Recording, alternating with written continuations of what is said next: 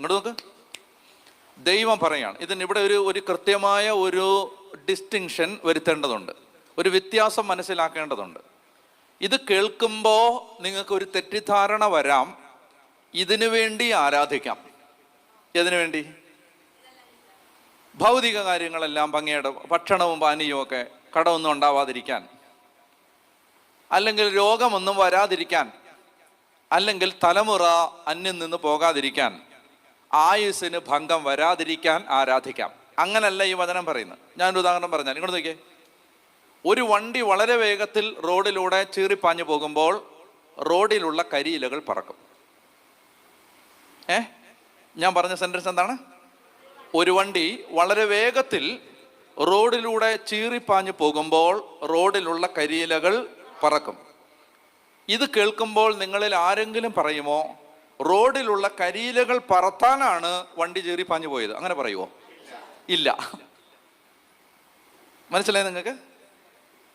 ഞാൻ പറഞ്ഞു, വളരെ വേഗത്തിൽ 110 കിലോമീറ്റർ വേഗത്തിൽ ഓടിപ്പോയ ഈ കാറ് റോഡിലെ കരിയിലകൾ പറത്തി.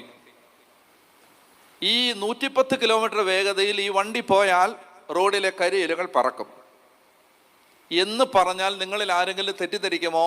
റോഡിലെ കരിയിലകൾ പറത്താൻ ഒരു വണ്ടി 110 കിലോമീറ്റർ സ്പീഡിൽ പോകണം എന്നാരെങ്കിലും ചിന്തിക്കുമോ?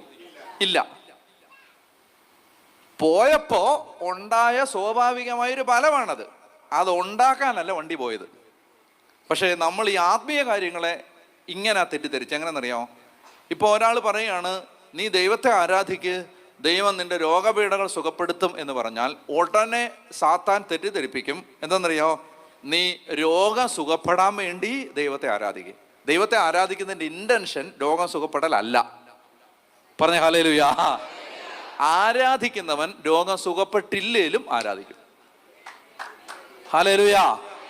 മനസ്സിലാവുന്നുണ്ടോ? അതായത് ഇപ്പം നമുക്ക് എന്താ പറ്റിയെന്ന് വെച്ചാൽ പറഞ്ഞ പ്രബോധനം, പക്ഷേ നമ്മുടെ ആ തലയിൽ ഈ പണി ചെയ്ത ആരാ? സാത്താൻ ഈ പണി ചെയ്തിട്ട് പറഞ്ഞു, നീ പ്രാർത്ഥിക്ക്, നിനക്ക് ഈ ഭൂമിയിലെ നല്ല കാര്യങ്ങളൊക്കെ നടക്കാൻ.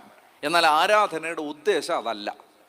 എന്നാൽ ആരാധിച്ചാൽ അത് ആ പോയിന്റ് പറയാൻ വേണ്ടിയാണ് ഇത് പറഞ്ഞത്. ഇത് പറയുമ്പോൾ ഇത് പറയാൻ പേടിയപ്പോൾ ഇത് പറഞ്ഞ ആളുകൾ തെറ്റിദ്ധരിക്കും. എന്താണ്? ആരാധിച്ചാൽ ഇതൊക്കെ കിട്ടാൻ വേണ്ടി ആരാധിക്കും. അങ്ങനല്ല. കരിയില പറത്താനല്ല വണ്ടി പോയേ.